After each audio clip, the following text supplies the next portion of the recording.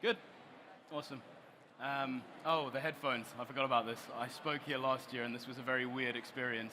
Can everyone hear me in the headphones? Okay? Too loud, too soft, just right? Awesome. Yeah, this was weird last year. I remember this now. Welcome to the talk, everyone. My name is Greg, and obviously we're here to talk today about why quality traffic is getting harder to acquire on websites. I assume most of you feel that way because you came to the talk, but can I just get a quick show of hands? Has anyone felt this noticeably in the last couple of years? Like, has anyone felt like quality website traffic is getting a lot harder than it used to be to get on websites? Yeah, most of you, at least half, so that's a good sign. You came to the talk, but obviously I'm here to make the case to you today that you're not alone. That is happening. That's very real. It's a very real phenomenon for marketers. We're going to talk about 5 kind of big external factors that are contributing to that, and then we're going to talk about what we can do as marketers to keep hitting our goals and keep hitting our targets. Before we get into any of that, who am I? Like I said, I'm Greg. I am the head of marketing for a MarTech platform called Leadu. If you want to connect with me on LinkedIn, please do there. But my background is actually in marketing agencies. So I spent 10 years working with all different kinds of marketing agencies, everything from PR agencies through to quite technical digital ones. So I've worked with hundreds of different clients, lots of different client types, and I've definitely seen this phenomenon of quality traffic getting harder to acquire firsthand. If you can pick up a twang in the accent, that's because I grew up in South Africa. But the UK is kind of home now. I've been in Wales for the last 13 years, so honorary Welsh person, if we've got any Welsh here today. My partner, who you can see there, she's Italian, so there is going to be a lot of hand gesturing for you folks in this talk today. Leadu is a Finnish company, so our headquarters is actually in Helsinki, but the UK is increasingly our biggest and certainly our fastest growing market. And deep down, I'm secretly American because I love country music and I love American sports. So connect with me on LinkedIn if you want to. Back to the talk. You might be thinking, Greg, more and more people use the internet every year. More and more people spend longer in their buying journeys online, and that is correct. More and more people do use the internet every year. And the research suggests that even in a B2B context, people spend at least 80% of their buying decisions take place online now. So more people are using the internet, and more people are spending longer to research and make buying decisions than ever before.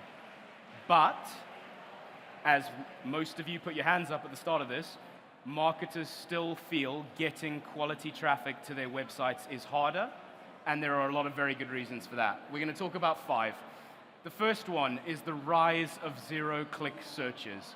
So a zero-click search, if you don't know, is when you search for something in, say, Google, and whatever Google shows you means that you don't feel the need to click on any website link that comes up. So for years and years and years, we've been searching for things in Google, and Google's been showing us 10 results, and we've picked whatever one we want to click on. But there is this phenomenon of zero-click search now, where people search for things, and the information that Google shows them in a search results page answers their question or negates the need for them to go onto a website, mine or anybody else's. So, does anyone want to take a guess in a percentage? What percent of searches in Google every year are zero-click searches? Do not result in a click to anyone's website. Anyone want to throw out a number? 20? 40? Higher or lower than 40? 55 was that? 50? Anyone else? Higher? 10%? Anyone higher than 50? 70? Higher than 70? I feel like an auctioneer. No, 70. So the range there is 10% to 70%. And that's actually a really good range of guesses you've thrown out there. So it is a bit of a trick question. There is no definitive number to it. But, don't know why my thing's not working, but the range that people who study this throw out is huge, okay? So there was a big study by SparkToro a few years ago. It caused a lot of waves. They put the number at 65% of all searches in Google do not result in a click. Different study from SEMrush, different methodology, they put the number at 25. So your range of 10 to 70 is actually really in line with the people that study this. But 25 to 70% is a ridiculously huge range, right? It's either a quarter of the traffic or it's 2/3 of the traffic isn't going to a website. And what's telling for me is not only how big that range is of guesses, but we as marketers don't know that number. And to me, that's really concerning because I make marketing decisions based on what Google tells me how many people are searching for something. So we look at search trends and we'd say, we need more content to answer these type of questions. My target audience is looking for information about this. How can I cater to them? We even make business decisions on this data sometimes. We look at how many people are in the market for a product or a service. And whatever the number is, whether it's 20 or 40 or 60, whatever percent that is, a big chunk of that traffic is not going to anybody's website. People are searching for things and not landing on web pages in the way that they used to. And the second reason for why quality traffic's getting harder to acquire is very much linked to that first reason. It's about AI, specifically the rise of AI in search engines. So I've worked in search for on and off for about 10 years now. For one of the first times in my career, 2 years ago, Bing did something truly industry-leading, not because they're great, but because Microsoft, who own Bing, bought ChatGPT 2 years ago, okay? And one of the first things Bing said is, now that our corporate overlords own ChatGPT, we are going to start incorporating that into our search results. So if you've searched on Bing in the last couple of years, you are likely to have seen, in amongst all the website links that come up, you are likely to have seen an LLM-generated text box which tries to answer your question using ChatGPT. If you haven't seen it on Bing, you've probably seen it on Google in the last couple of months. They have started rolling this out at scale too. They use their own version of AI called Bard, but what this is creating, and you don't have to take my word for this, if you listen to kind of SEO experts like Aleda Solis, if anyone knows Aleda, she's awesome, she has started referring to this as the concept of the purge, which sounds really scary, but it just means that there is going to be these vast swathes of search traffic that, whereas for the last however many years we've seen 10 links and 10 search results come up, we are going to increasingly see AI answer those questions or try to answer those questions. And the risk for me as a marketer there is, if AI is answering that question, before there was an AI box there, say I was in position 1 on Google, say I had shit hot SEO, if an AI is now answering that, it is not obligated to refer to my website, which previously might have come up in position 1. It will use its best guess looking around the internet for what is the best reference. It may or may not include a link to my website. They often don't. And so, for us as marketers, when we talk about organic search traffic, almost by definition, that's quality traffic, right? Like, even if it's low intent, if somebody searches for something in Google, and my brand can be at the front of that search, and I can get that eyeball, and I can get that click, that's quality traffic. Somebody searched for something relevant to what I do, and I got them to my website. But the rise of zero-click searches and the rise of AI in search is creating this phenomenon where even if we've got great SEO, even if we've got good PPC in place, we may not be capturing those clicks in the same way that we used to. The third reason why quality traffic's getting harder to acquire is the rise of search ad competition. So search ads, again, almost by definition, is quality traffic. Somebody searched for something relevant to something you sell, you paid to be there. You paid to show up at the top of those search results. But every year, you pay more for the privilege. So in 2017, globally, there were $100 billion spent on search engine ads. In a 4-year time frame, for anyone who's a sports fan like me, one World Cup cycle, that number doubled to $200 billion in 4 years.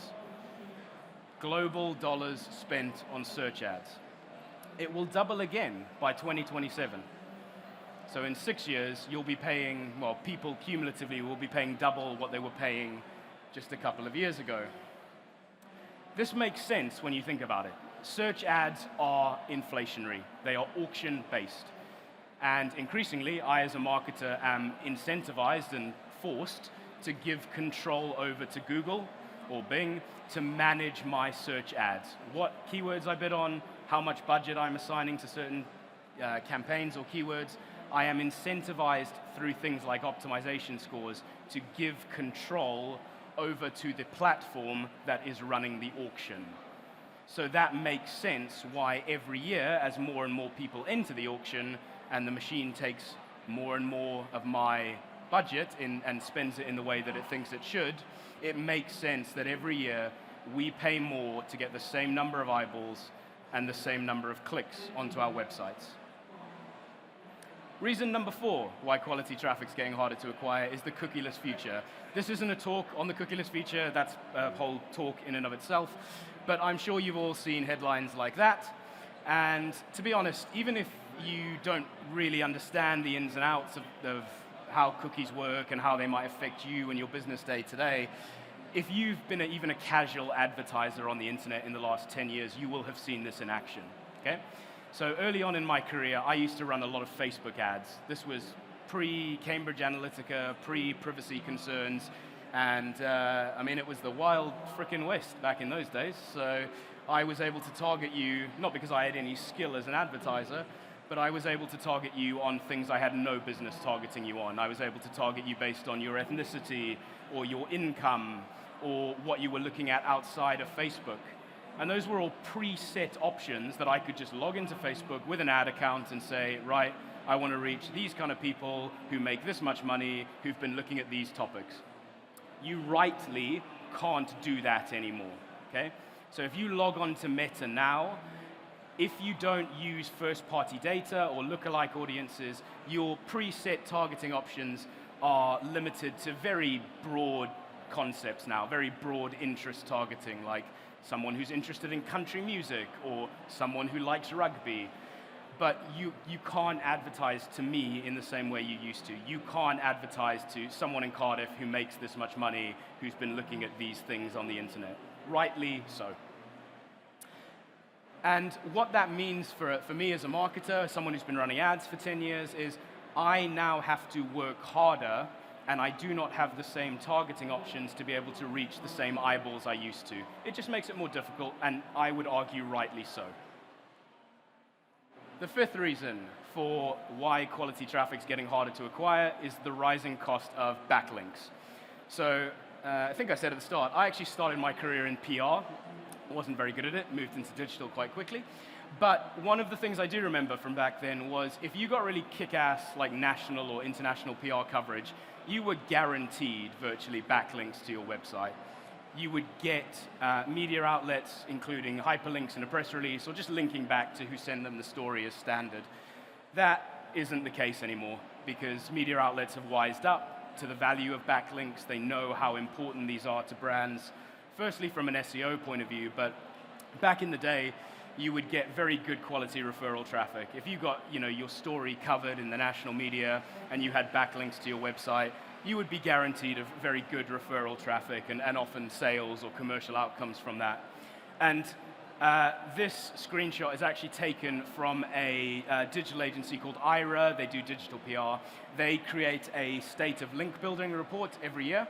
And one of the main takeaways in last year's report was even in a year when people spent more on link building and digital PR than ever before, it was typical for a campaign to generate less than 10 links. And that's not through lack of coverage, that's just because even if you get coverage, if you don't have some sort of commercial or advertorial relationship in place, media outlets are less likely to link back to you than they used to. So, when we talk about why quality traffic is getting harder to acquire, we're kind of almost talking in like economic terms about the value of an individual session or user to our website. And the rise of zero-click searches and AI in search engines is just increasing the scarcity of that quality traffic that we've always relied upon if we had good SEO, for instance. The rise of search ad competition is increasing the cost of each individual user, each individual bit of quality traffic we are bringing to our sites. And then the cookieless future and the rising cost of links are increasing the cost and the scarcity of that quality traffic. I'm not an economics expert, but I did do an intro to economics course in high school. And one of the things they taught us was that when the cost of something goes up or the scarcity of something goes up, so does its value. So when I'm talking to you about quality traffic, I'm really talking in economic terms. The value of each individual session, each individual quality user is going up to you as a marketer because you are paying more of a premium to get those same quality users compared to 2 years ago or 5 years ago or 10 years ago. You are paying more per quality session for all of those reasons that we've laid out. So, that all sounds quite bleak. And the obvious question is, what the hell am I meant to do about that? And the trap that I see marketers fall into so often is they play what I call the traffic game. They look at a monthly marketing report or a quarterly marketing report, and they look, where is traffic up and where is traffic down, and we make decisions, often in a panic, what can I do about that? So this month, my organic traffic is down because I'm seeing a rise in zero-click searches and I'm seeing lower click-through rates from my SEO performance. What can I do to supplement my SEO efforts? Or this year, there's more competitors who've entered our paid ad space, so the cost per click is going up on my search ads. How can I supplement that with other forms of paid traffic? The problem with that way of thinking, which, by the way, I am more guilty of than anyone, because I spent 10 years in marketing agencies, and I know how shit of a conversation it is to go to a client or to go to your boss and to have to explain why is traffic down. But the problem that marketers fall into with this, apart from making very short-term and reactive decisions, is traffic is not the end goal of marketing. I, as a marketer, am not successful because I drove traffic to my website. And think about it. If I take my marketing budget for the rest of the year tomorrow and I blow it all on driving people to Leadoo's website, I buy a bunch of TV ads, I increase my digital spend 10 times over, and I drive a bunch of people to the Leadoo website and none of them become customers, did I do marketing? To me, that isn't success, and to be honest, if I did that, I'd probably be fired. So traffic in and of itself isn't the end goal of marketing. We think it is, because we think if I can just drive X number of traffic to the site, my website will do what my website always does, and I'll get roughly X number of leads out of it, or sales out of it on the other side.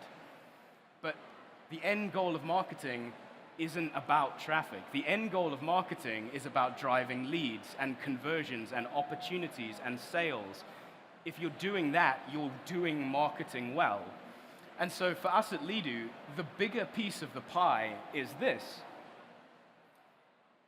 The average conversion rate for a website across the internet, B2B, B2C, all different kinds of websites, the average conversion rate for a website is 2%. Okay?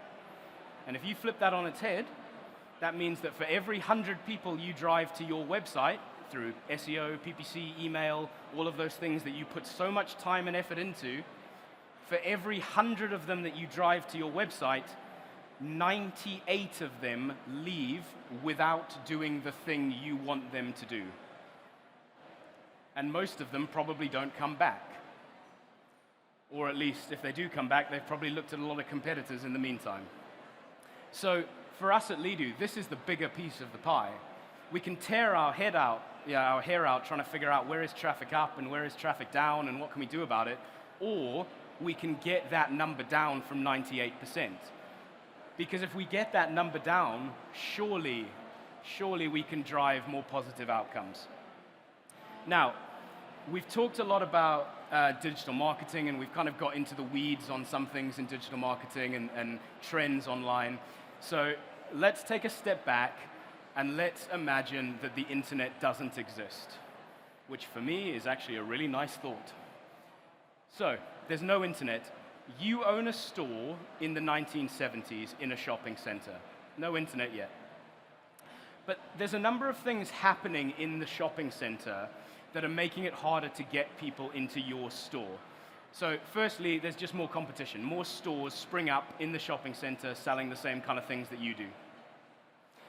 The shopping center also starts putting up more and more information on signs that answer people's questions in the center. So they start putting up things about stock levels and which shop sells what and opening hours. And these signs, you notice, start meaning that less and less people need to come into your store to physically ask you a question. And then the center just flat out stops telling you about customer behavior. They stop telling you about the buying habits and the demographics of people in the shopping center. And obviously, if you've been paying attention, you'll see those are analogies for some of those big trends and factors we were talking about earlier. But all is not lost, because you see that the shop next door to you has hired a really ambitious young sales assistant, okay? And you find out, probably because the shop owner doesn't shut up about it next door to you, that that sales assistant is increasing the likelihood of people buying something by 40%. You have a choice. Do you spend your time and your resources trying to solve or tackle the problems that the center is creating for you? Do you treat it as a footfall problem? Or do you hire a sales assistant of your own? And when you put it like that, most people would say, yeah, of course I need to hire a sales assistant. Most people would probably say, I actually need to poach next door's sales assistant. And to bring it back to Leadu and to digital marketing and to where I work, that is Leadu. So I haven't made that 40% number up. We just did a big study of more than 700 Leadu customers, and the average conversion rate increase that those customers had with Leadu was 41% last year. So taking traffic out of it, they were able to close and convert 41% more of the visitors that came onto their websites. I'm running out of time, so I'm not going to give you a demo of Leadu or anything, but please, if you want to find out more about who we are and how we do that, we have a stand just over there in the back right. We also have some very handsome gentlemen over there with big signs holding up that you can't miss. So talk to anyone in a Leadu t-shirt or come and see us on that stand there, please. We'd happily show you a demo and how the tech works. So I won't go into that now, but there's some key principles that we have at Leadu that whether you use us or not, we think you as a marketer should be doing if you want to get that 98% number down. The first thing is mapping and understanding your audience. So we do that by telling you where your website visitors work, what their conversion journeys look like through the site.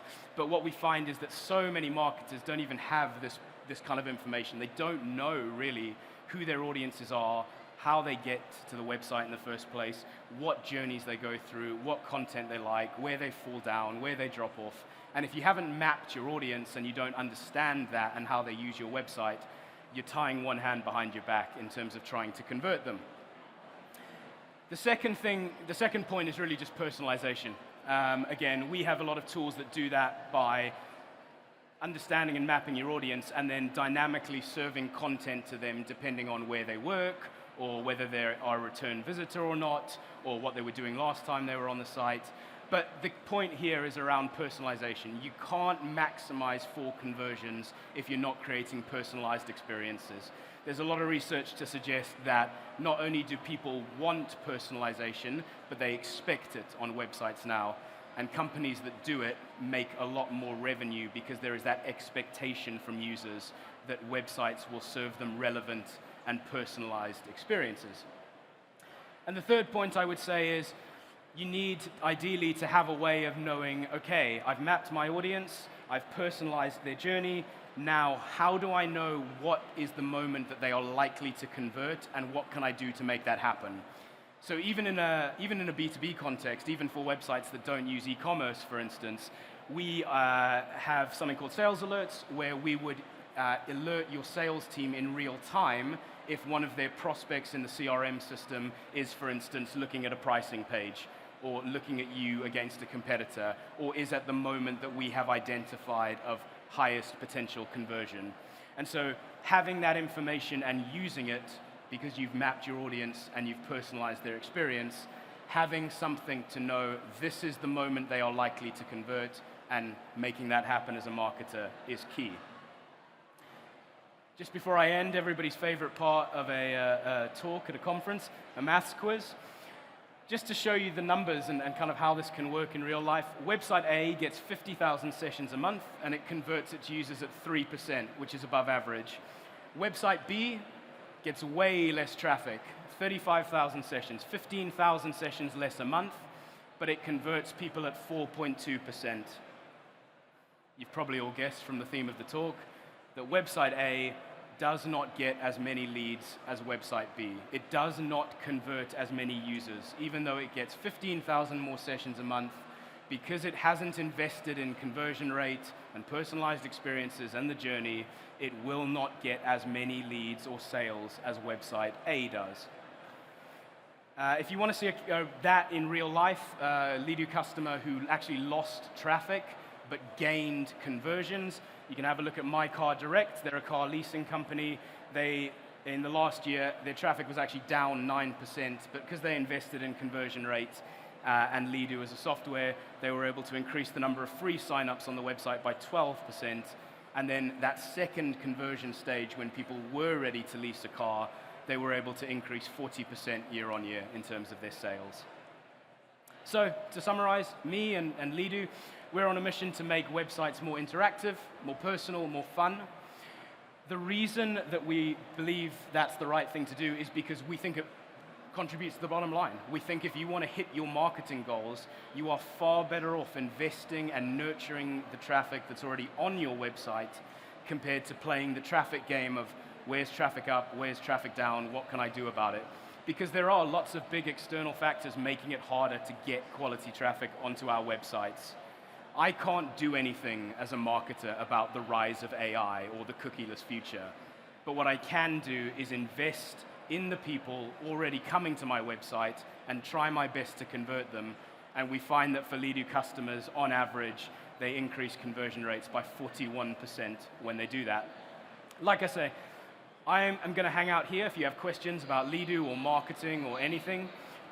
Please come to our stand at the bottom right if you want to see a demo or see how this tech actually works in real life. Or if you're introverted and shy and don't want to talk to any of us, you can scan QR codes here and log on to just virtual demos of Leadu. So we host live demos. We're hosting one on Friday at 10 a.m. and one on Monday at noon. It's no obligation. You just sign up, log on to it like a webinar, see the tech in action, and if you want to take the conversation further, you can. Or please come and see us on the stand if you'd like to see it in real life now. I guess your choice is between Attila on the left, who's Hungarian, or Jonathan on the right, who's Australian. So pick whatever accent you like more out of those two, or whoever you think looks nicer. And hopefully see you either there or on one of those live demos. Thank you so much for your time. Really appreciate it, guys. Thank you.